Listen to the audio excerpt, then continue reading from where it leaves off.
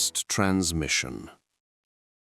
The red on-air light flickered at 9:13 a.m., just as it had every Tuesday for the past 4 years. John Noble adjusted his headphones and cleared his throat, preparing to read the weekly engineering announcements for the IBA. The Winchester Broadcast Centre was always quiet at this hour, just him, the soundproof booth, and the low hum of the transmission equipment in the adjacent room. In living rooms across the country, housewives settling in after the morning news would see his face appear on their screens without warning. No announcement, no listing in the TV Times or Radio Times. The broadcast simply inserted itself between the news and the quiz shows, a brief technical interruption that most viewers would flip past or ignore. A government transmission for the trade, engineers, technicians, aerial installers, not meant for ordinary people.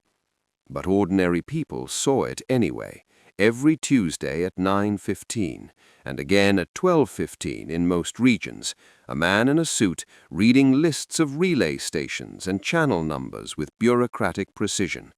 Invisible by design, yet there on every screen that happened to be tuned to ITV. Hello, and welcome to this week's engineering announcements from the IBA, John began, his voice steady and practiced. But today, something felt wrong. The script in front of him seemed to blur slightly, the typed letters swimming on the page. John blinked hard, attributing it to lack of sleep. He'd been having those dreams again, the ones where he was reading announcements that never ended, where the list of relay stations went on forever, each name more impossible than the last. He continued reading about satellite television, about DBS and transponders and dish aerials, but his mind kept wandering to the new relay station they'd installed last week, Kilve in Somerset. The engineers who'd come back from that job had been different. Quieter. One of them, Peters, had quit the next day without explanation. The station will cover about 220 people in parts of Kilve and East Quantock's Head, John read, and as the words left his mouth, he felt a chill run down his spine. The booth seemed darker suddenly, though the lights hadn't changed. Through the thick glass window, he could see the control room, empty, as it should be during the automated broadcast, but for just a moment he thought he saw someone standing there, a tall, thin figure in the shadows. He paused, squinting. Nothing, just the blinking lights of the equipment. John shook his head and continued. Viewers in the service area receiving signals from Mendip should be encouraged to change over to the new relay to avoid interference problems. Interference problems. That phrase echoed in his mind. That's what they'd called it when the strange reports started coming in 3 weeks ago. Viewers near new relay stations reporting unusual content during the engineering announcements, faces appearing in the static, voices that weren't supposed to be there. The technical team had dismissed it as atmospheric interference, but John had listened to the tape someone had smuggled out. Between his words about transmission schedules and channel frequencies, there had been something else, a whisper, almost subliminal, repeating coordinates, grid references to locations that didn't exist on any map. And stranger still, the viewing figures. For a program that wasn't advertised, that wasn't listed anywhere, that most people would instantly change away from, the numbers were climbing. Week by week, more people were watching. Not engineers or technicians, just ordinary viewers sitting through 15 minutes of relay station announcements and transponder frequencies. When asked why, they couldn't say. They just felt compelled to watch.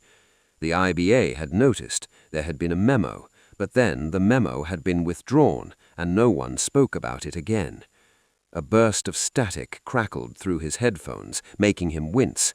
That wasn't normal. The equipment was new, state-of-the-art. There shouldn't be any. The lights in the booth flickered. John looked up from his script, his heart rate increasing. Through the window, the control room was still empty, but now all the equipment seemed to be active, lights blinking in patterns he'd never seen before. The large reel-to-reel machines were spinning, though no tape was loaded. "Hello?" he called out, his voice not making it to air. He'd released the transmission button. "Is someone there?" Silence answered him, except for that persistent hum from the equipment.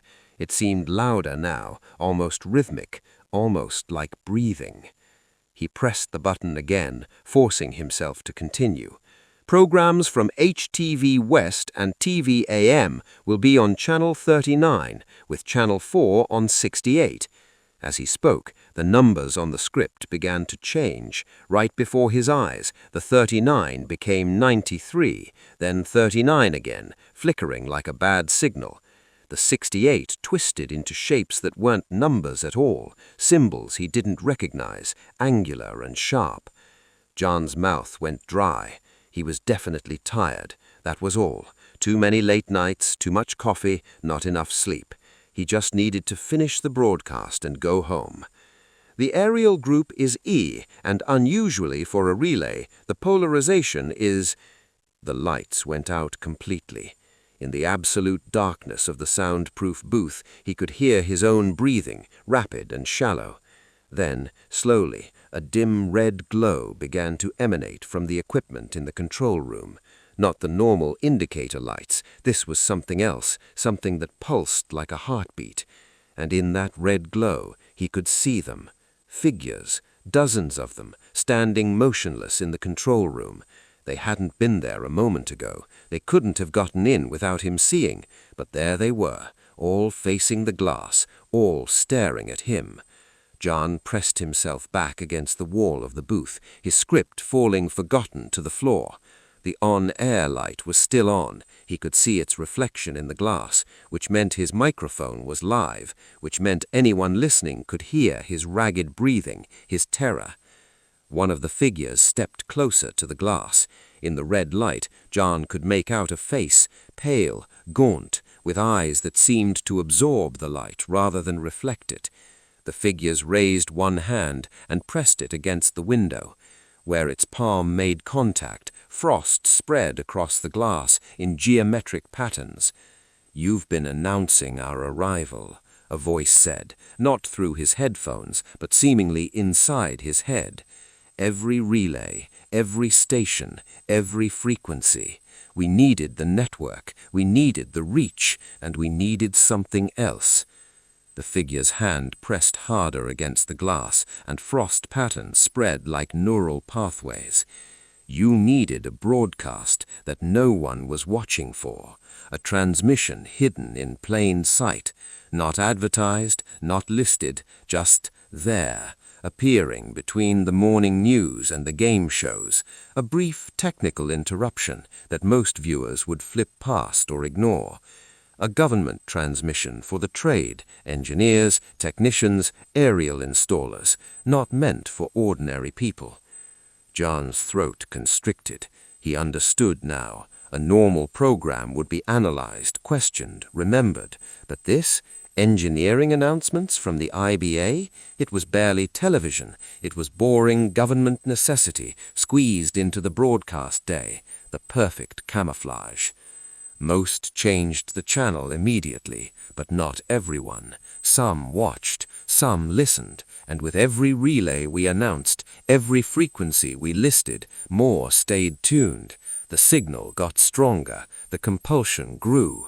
And you, John Noble, sitting there every Tuesday at 9:15 and again at 12:15 in all regions except Wales, you were our prophet, our herald, our way in.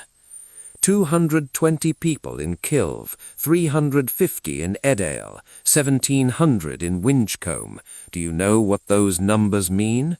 He shook his head, though they could somehow see him, sense him. Reception, they said. Not television reception. Us. We are the signal now. Every dish aerial pointed skyward, every relay tuned and ready.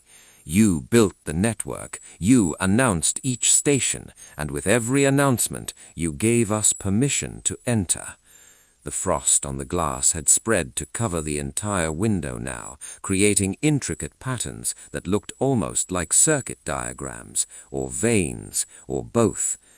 "The broadcast satellite system," John whispered, understanding dawning with horrible clarity. "DBS, you're not from here. You're literally direct broadcasting from very far away," they finished. "From somewhere you can't see with your dishes and aerials, from somewhere that can only be reached through the spaces between signals. We've been waiting for you to build a network strong enough, complex enough, and you've done it, John. The relay at Kilve was the final piece." John's eyes found the script on the floor, the pages now covered in those strange angular symbols, wriggling and shifting. "The people in the service areas," he managed to ask. "What happened to them?" "They were the first to properly receive us, to tune in. Soon it will be everyone."